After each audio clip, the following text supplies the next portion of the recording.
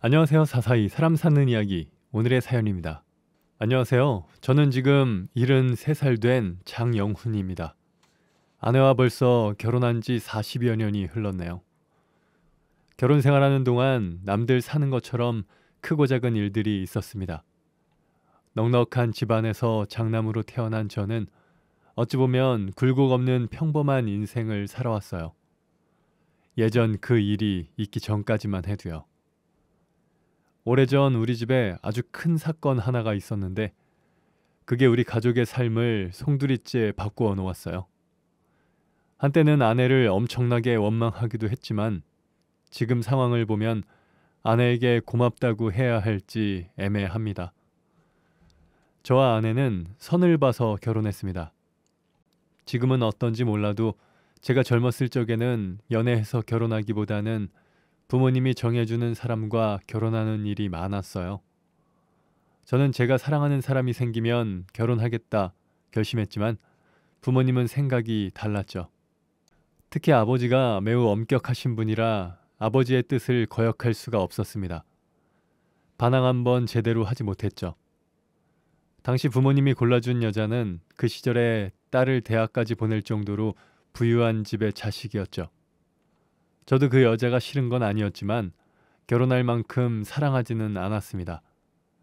어느 정도 연애를 하며 정이라도 만들어 보고 싶었지만 성질 급한 두 집안의 어른들 등살에 못 이겨 빨리 결혼을 하게 되었어요.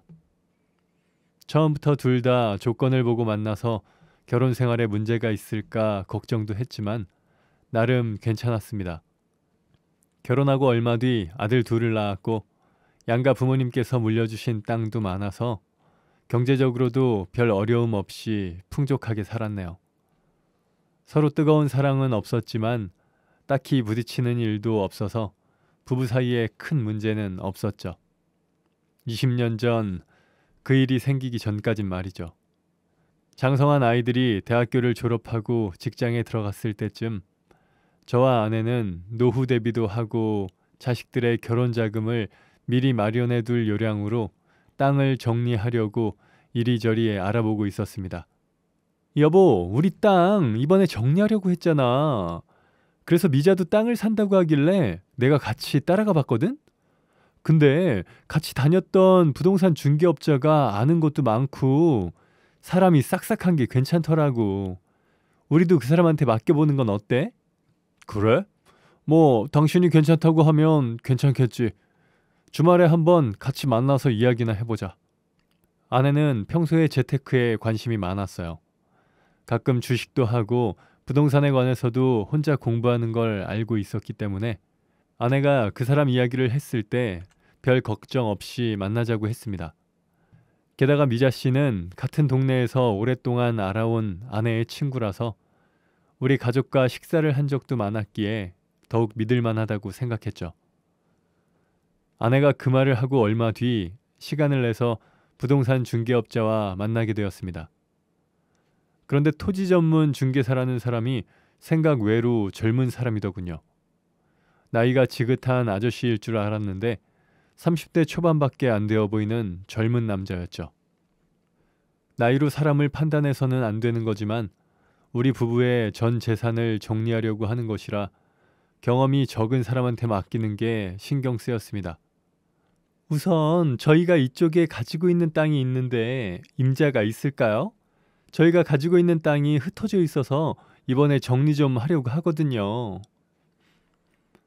아내는 제 마음을 아는지 모르는지 그 사람한테 저희가 가지고 있는 땅의 정보를 알려주더라고요. 그 사람은 전화도 걸고 이런저런 자료를 찾아보더니 평당 얼마 정도일 것 같다고 말을 했죠. 그런데 저희가 다른 곳에서 들은 것보다 1.5배는 더 높게 부르더군요. 저희가 깜짝 놀라니까 이쪽이 요즘 좋은 소식이 있어요. 그래서 몇 년 사이에 평당 금액이 많이 올랐죠. 하더군요. 아니, 그럼 다른 데서는 왜 그걸 말을 안 해줬을까요? 이쪽에 그런 사람들 많아요. 빨리 처리하고 수수료나 받으려고 하는 거죠. 아니면 원래 주인한테 가격 제대로 말 안 하고 본인이 돈 끌어 모아서 사는 사람도 있어요. 믿을 만한 사람을 잘 찾으셔야 해요. 저와 아내는 그 사람의 이야기를 듣고 기분이 좋아졌습니다. 잠시지만 의심했던 게 미안해지더군요. 이후로도 몇 번을 그 중개사와 만나 우리 부부가 가지고 있는 다른 장소의 땅에 대해서도 이야기를 해보았습니다. 그런데 이 중개사는 다른 부동산보다 최소 20% 이상 높은 가격을 쳐줄 수 있다고 말하더라고요. 말은 이렇게 했지만 막상 거래할 때는 제시한 금액만큼 못 받을 수도 있기 때문에 우선은 그 말을 믿고 개발 호재가 없는 곳을 몇 군데 매물로 내놓았습니다. 그런데 몇 년 전에도 팔고 싶었지만 한참 동안 사려는 사람이 없어서 못 팔았던 땅이 거의 몇 달 만에 팔리더라고요. 그것도 그 중개사가 말했던 1.5배의 값으로 말입니다. 제가 어떻게 이렇게 빨리 임자를 찾았느냐 했더니 토지 쪽에서 제가 제법 유명하거든요. 제가 성사시켜드려서 잘 안 되신 분이 없어요. 그러다 보니 소문이 나서 돈 많은 사모님들과 사장님들이 연락을 많이 주세요. 그래서 다른 부동산들보다 거래도 빨리빨리 이루어지는 것이고요. 하며 웃더군요. 본인의 입으로 본인 자랑을 하는 게 조금 경망스러워 보이기는 했지만 젊은 사람이 대단하다는 생각도 들어 칭찬을 했죠. 그랬더니 본인은 공무원들도 많이 알고 있어서 어느 부지가 개발이 되는지 정보가 빠르다며 다른 지역에 땅을 살 생각이 있으면 추천해 준다고 하더라고요. 저와 아내는 이제 그 사람의 말을 완전히 믿을 수 있을 것 같았습니다. 그래서 그 뒤로 그 젊은 중개사와 함께 땅을 본다며 이곳저곳을 둘러보았죠.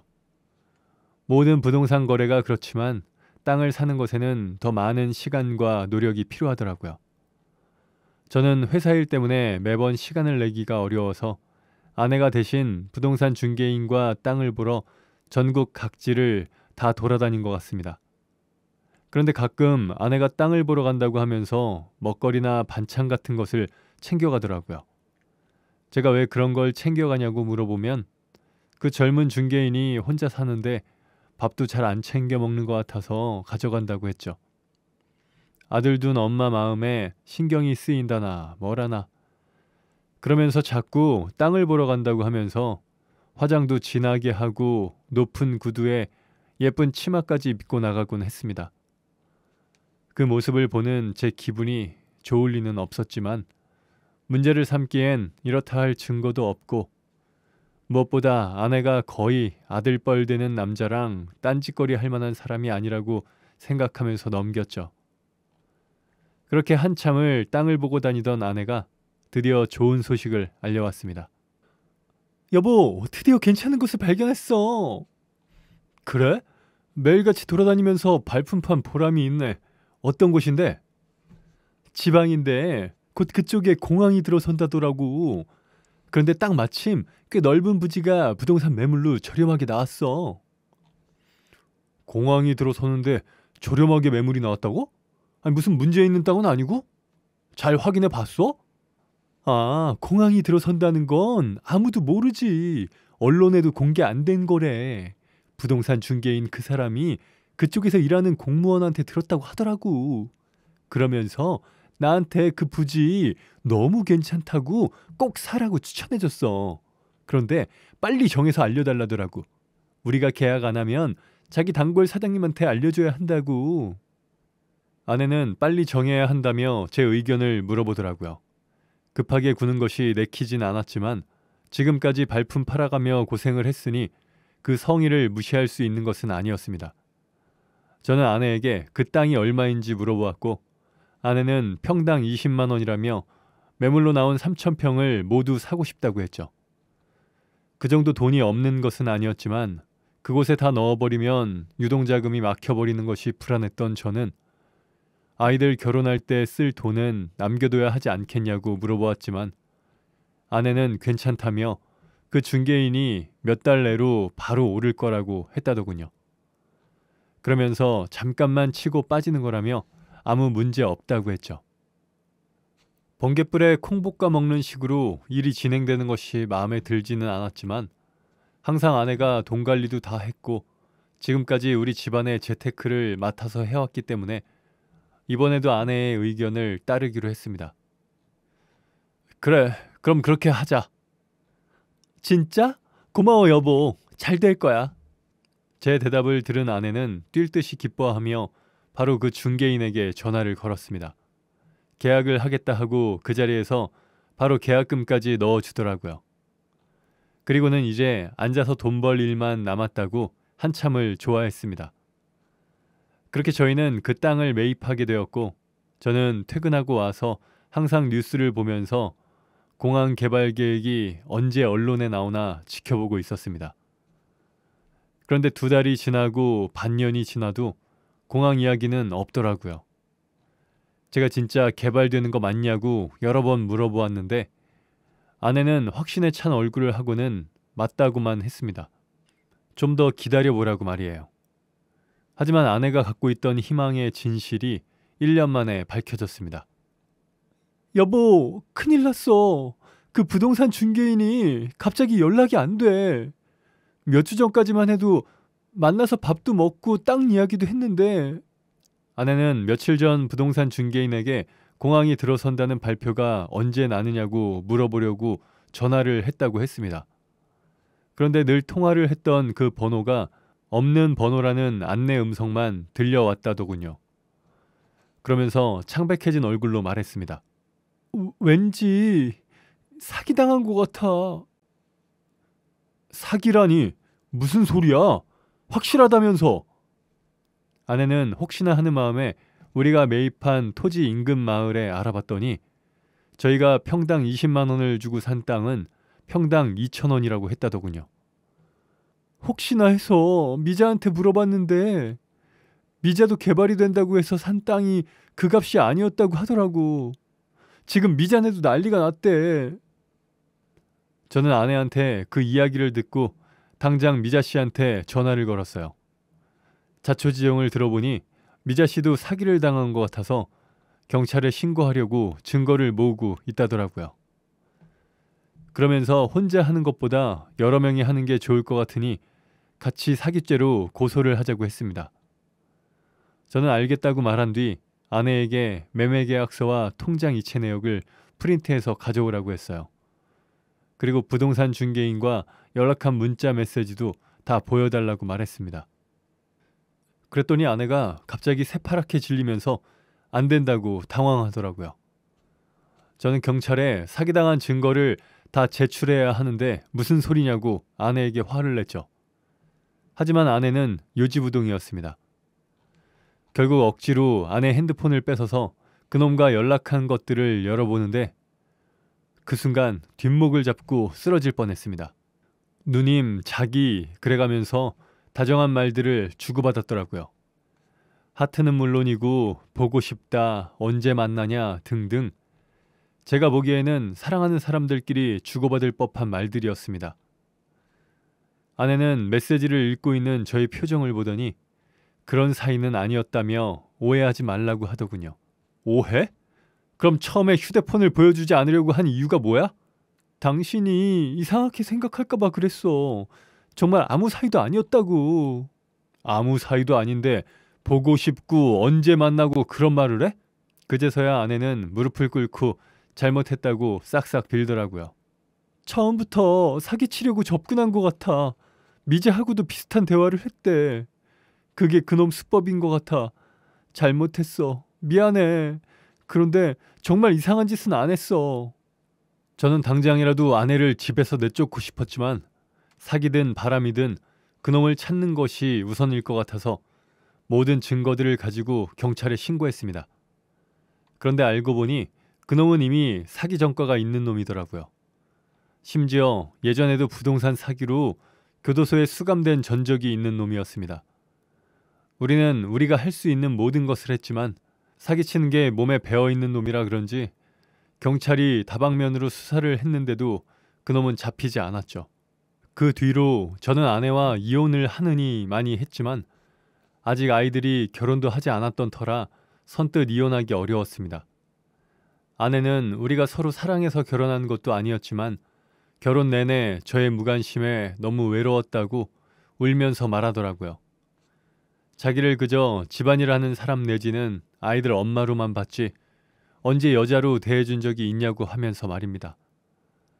그렇다고 다른 남자에게 마음을 준 것이 정당화가 되는 것은 아니었지만 타인의 약한 부분을 파고드는 것이 사기꾼들의 전형적인 수법이라는 것은 저도 알고 있었고 아내의 약한 부분은 어쩌면 제가 만든 것일 수도 있겠다는 생각이 들었죠. 어찌 보면 구차한 변명일 수도 있었지만 곰곰이 생각해보니 아내의 말이 맞더라고요. 저는 단 한 번도 아내에게 다정한 남편이었던 적이 없었습니다. 아직 결혼을 하지 않은 아이들의 미래와 아내의 행동에 제 잘못도 있다는 생각을 한 저는 아내를 용서할 수밖에 없었죠. 그렇게 한바탕 풍파가 지나가고 우리 부부는 다시 예전처럼 지냈지만 사기로 산 땅을 다시 팔지도 못하고 그냥 가지고 있을 수밖에 없었습니다. 땅을 판 돈으로 아이들 결혼할 때 집이라도 사주려고 했는데 자식들 결혼할 때쯤 팔려고 보니 손해가 막심해서 그럴 수도 없겠더라고요. 그래서 저는 자식들이 결혼할 때 아이들에게 그 땅을 1000평씩 나누어 주었습니다. 언젠가 오를 거라고 절대 팔지 말라고 하면서 말입니다. 그런데 그 땅은 10년이 지나도 20년이 지나도 오를 기미가 보이지 않았습니다. 우리 가족 모두에게 애물단지가 되어 있었죠. 그 땅에 묶인 6억 원을 생각하면 화가 났지만 그렇다고 6억에 산 땅을 600에 팔 수도 없었습니다. 그러던 얼마 전 이제 50이 다 된 아들놈에게 전화가 왔더라고요. 아버지, 어떤 사람이 그 땅을 사겠다는데 팔까요? 평당 10,000원까지 쳐준대요. 시세보다 2배는 높은 금액이에요. 저는 깜짝 놀라서 사기꾼 아니냐고 절대 그 사람 말을 믿지 말라고 했습니다. 그리고 우리가 평당 20만 원을 주고 샀는데 10,000원이면 훨씬 손해라고 절대 팔지 말라고 했습니다. 그런데 아들놈은 필요 없는 땅이라서 팔고 싶었는지 제 말은 듣지 않고 전화를 한 부동산 중개인을 만나고 저를 찾아왔습니다. 아버지, 제가 이 땅이 명의는 내 것이지만 아버지께 물려받은 땅이라 아버지 허락 없이 못 판다고 했거든요. 그런데도 자꾸 팔라고 해서 아버지가 의심이 많으셔서 땅을 팔지 말라고 한다고 말했더니 이쪽에서는 제법 유명한 사람이래요. 요즘 개인 방송하는 곳에 좋은 땅 보는 방법 찍어서 올리기도 한다고요. 저도 들어가서 보니까 제법 믿을 만한 사람인 것 같은데 그냥 팔면 안 될까요? 그러면서 저에게 그 사람의 개인 방송을 보여주는데 저는 방송에 나와 이야기를 하고 있는 인물을 보고 들고 있던 휴대폰을 떨어뜨릴 뻔했습니다. 화면에서 유창하게 이런저런 설명을 하는 그 남자는 20년 전 저와 아내에게 사기를 쳤던 그 나쁜 놈이더군요. 많은 세월이 흘러 그 사람도 늙었지만 분명 그때 그 사기꾼이었습니다. 여보 빨리 이리 와봐. 왜 그래요? 뭔 일이라도 났어요? 상황을 전혀 모른 채 태연하게 다가오는 아내에게 휴대폰을 건넸죠.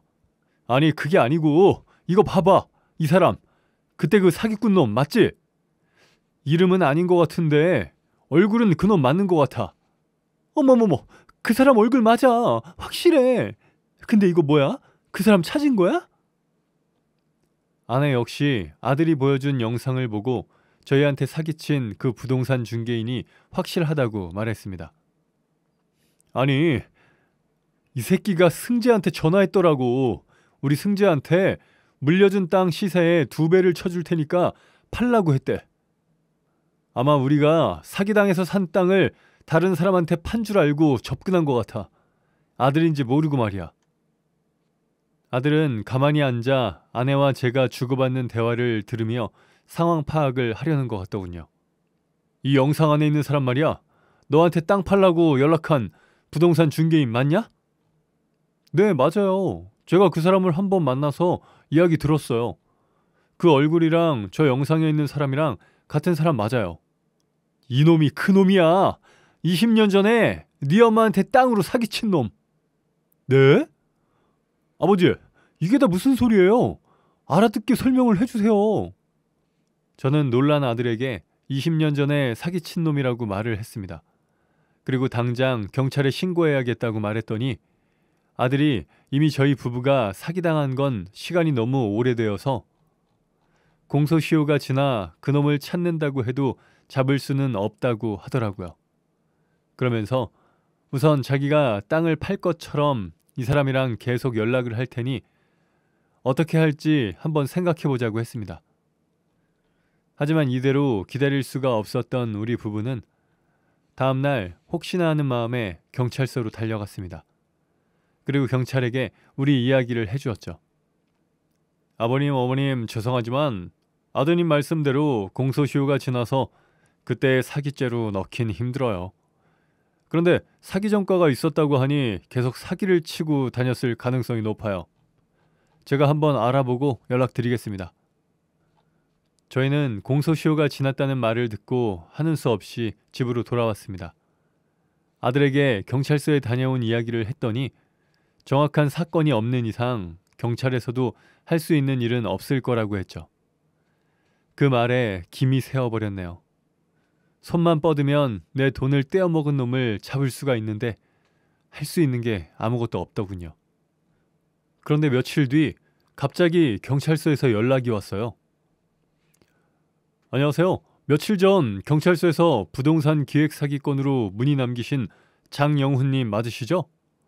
혹시 그때 말하신 사람 소재 파악할 수 있을까요? 저희의 이야기를 들어준 경찰이 갑자기 그 사기꾼에 대해서 물어보더라고요. 그러면서 저희가 다녀간 뒤 혹시나 하는 마음에 조사를 해봤는데 몇 년 전에도 기획부동산 사기로 신고가 들어온 게 있어서 지금 수배자 목록에 올라와 있다고 하더라고요. 그러면서 저희 부부한테 사기친 걸로는 감옥에 갈 수는 없겠지만 지금 잡으면 다른 사람에게 사기친 것 때문에 감옥에 보낼 수 있다며 협조해달라고 했습니다. 그런 협조라면 100번이고 1000번이고 해야죠.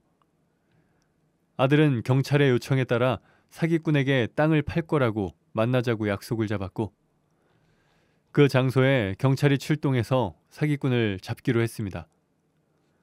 그놈은 이번엔 제 아들에게 사기를 칠 생각이었는지 신난 얼굴로 나왔다가 경찰에 붙잡히고 말았죠. 그렇게 그놈은 다시 감방에 들어갔습니다. 저는 아들에게 또 사기를 치려 했을 그놈에게 괘씸한 마음이 들었습니다. 그놈에게 따져 묻고 싶었지만 그놈과 직접 만날 수는 없던 저는 담당 경찰에게 대체 자기가 사기쳐서 판 땅을 왜 20년이 지나서 다시 사러 나타난 건지 좀 물어봐 달라고 했죠. 사실 그 과정에서 아들에게 사기를 치려 한 것이 드러나길 바라는 마음이었어요. 그런데 며칠 뒤 연락을 준 경찰이 황당한 말을 하더군요. 저와 아내가 20년 전에 산 그 땅이 곧 개발될 거라는 이야기를 들어서 그 땅을 다시 사려고 한 것이라 했다네요. 저희 아들에게는 사기치려고 한 것은 아니라는 주장을 하기 위해 꾸며낸 것이었죠. 그 일이 있은 이후 땅값은 한 푼도 오르지 않았어도 내 손으로 나한테 사기친 놈을 잡아 넣었다는 것에 위안을 삼고 있던 어느 날 신문을 보다가 제가 가지고 있는 땅 주변 소식이 나오면서 개발이 될 예정이라는 기사를 읽게 되었습니다. 전 그 순간 제 눈을 의심했죠. 정말 이 지역이 개발된다는 건가? 설마 그때 그 사기꾼 말이 진짜였어? 온갖 생각으로 머릿속이 복잡해졌고 일단 아내에게 말하지 않고 지켜봤습니다. 그런데 정말 그 기사가 나온 뒤로 갑자기 땅값이 치솟으면서 저희가 산 값의 몇십 배로 훌쩍 뛰더군요. 소위 말해서 20년 만에 대박이 난 겁니다. 저희는 그 땅값이 어느 정도 오른 후에 자식들과 상의하여 저희 몫의 땅을 팔았습니다. 아들놈들은 계속 가지고 있으면 더 오를 것 같다고 좀 더 있다가 판다더라고요. 그리고 우리 부부가 남은 생 동안 돈 걱정 없이 살 수 있는 금액을 손에 쥐게 되었죠. 우리 부부는 얼마 전 그 돈으로 공기 좋은 곳에 주택을 지어서 이사를 할 수 있었죠. 넓은 마당이 있는 전원주택이 제 오랜 로망이었거든요. 하지만 아내가 관리하기 힘들다고 만류해서 적당한 크기로 타협을 볼 수밖에 없었네요. 그리고 지금은 아내도 저도 두 다리 쭉 뻗고 살고 있습니다. 사실 20년 동안 부동산 뉴스만 보면 아내가 사기당한 것 때문에 가슴이 답답했는데 아이러니하게 그 사기 덕분에 편안히 노후를 맞이할 수 있게 되었네요. 아내에게 고맙다고 해야 할지 참 아이러니한 상황입니다. 이러니 저러니 해도 요즘 제 기분은 아주 좋아요. 그 이후로 아내와 저는 충분히 상의를 하며 재테크를 하고 있습니다. 그것이 잘 되든 잘못되든 아내나 저 혼자만의 탓이 안 되도록 말이죠. 지금은 아내와 20년 전 그 일을 이야기하며 웃을 수도 있네요. 새삼 아내와 다정하게 편안히 늙어갈 수 있어서 정말 다행이라는 생각이 드네요. 오늘은 아내가 좋아하는 귤피차를 만들어줘야겠습니다. 지금까지 제 이야기 들어주셔서 감사합니다. 네, 오늘 사연은 여기까지입니다. 사람 사는 이야기 채널 구독과 좋아요, 알람 설정 부탁드립니다. 감사합니다.